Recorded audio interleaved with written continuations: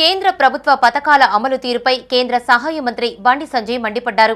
కరీంనగర్లోని కలెక్టరేట్ ఆడిటోరియంలో జిల్లా అభివృద్ధి సమన్వయ మానిటరింగ్ కమిటీ సమావేశానికి ఆయన ముఖ్య అతిథిగా హాజరయ్యారు.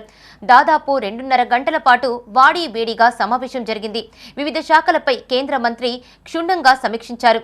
ఆయా శాఖల లోటుపాట్లపై చర్చించారు. అధికారుల నిర్లక్ష్యాన్ని ఎండగడుతూ ప్రశ్నించారు. గడువు ముగిసినా రోడ్ల పనులు ఎందుకు పూర్తి చేయడం లేదని బండి సంజయ్ అన్నారు. నిర్ణీత గడువులోగా పనులు పూర్తి చేయని కాంట్రాక్టర్లను బ్లాక్ లిస్టులో పెట్టాలని ఆదేశించారు. ప్రభుత్వాసుపత్రిలో అసౌకర్యాలపై ఆరా తీస్తూ అధికారులను ప్రశ్నించారు. మధ్యాహ్న భోజన పథకంలో వంట గ్యాస్ పైనే వంట చేయాలన్నారు. ఈ కార్యక్రమంలో బండి సంజయ్తో పాటు మేయర్ సునీల్ రావు, కరీంనగర్, సిరిసిల్ల జిల్లాల కలెక్టర్లు, కేంద్ర హోంశాఖ మంత్రి వ్యక్తిగత కార్యదర్శి Andra Vamsi, IAS, municipal commissioner Chahat Bajpai, వివిధ శాఖల అధికారులు పాల్గొన్నారు. ఇవాళ ప్రతి దానిలో కూడా కేంద్ర ప్రభుత్వం యొక్క నిధులు, కేంద్ర ప్రభుత్వం యొక్క చొరవతో నడుస్తున్న విషయం వాస్తవం.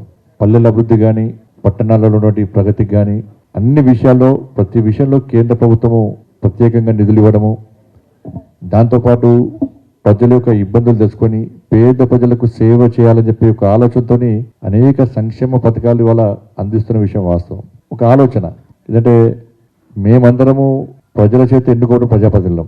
మీరు మేము కలిస్తేనే ప్రగతి సాధ్యమవుతుంది, అభివృద్ధి సాధ్యమవుతుంది, సంక్షేమ ఫలాలు ప్రజలకు అందేటువంటి అవకాశం ఉంటుంది. కాబట్టి ఇప్పుడు కరీంనగర్ పార్లమెంట్ నియోజకవర్గానికి సంబంధించి నేను సింపుల్ వ్యక్తిని, కామన్ మ్యాన్. నేను ఢిల్లీలో ఉన్న గల్లీలో నాకు నా కరీంనగర్ పార్లమెంటు నియోజకవర్గం యొక్క ప్రయోజనాలే ముఖ్యము, ఇక్కడ ప్రజలే ముఖ్యము నాకు. దాంతోపాటు అధికారులు కూడా ముఖ్యమే, ఉద్యోగస్తులు ముఖ్యమే నాకు. కాబట్టి నా నియోజకవర్గాన్ని ఏ విధంగా అభివృద్ధి చేయాలి, నా నియోజకవర్గంలో కేంద్రం ఇస్తున్న సంక్షేమ ఫలాలు ఏ విధంగా ముందుకు సాగుతుందని తెలుసుకోవడమే నాకు ముఖ్యమైనటువంటి ఆలోచన నాకు. కాబట్టి అధికారులుగా మీరు కూడా కేంద్ర ప్రభుత్వ పథకాలైనా రాష్ట్ర ప్రభుత్వ పథకాలైనా వీటిని 2 కళ్ళుగా భావించి ముందుకు తీసుకుపోయే ప్రయత్నం చేస్తేనే సక్సెస్ అవుతుంది. చాలా మంది అధికారులు పనిచేస్తున్నారు, అదేవిధంగా బాగానే పనిచేస్తారు. కొంతమంది అధికారులు మాత్రం ఒకే కనుతో చూస్తున్నారు.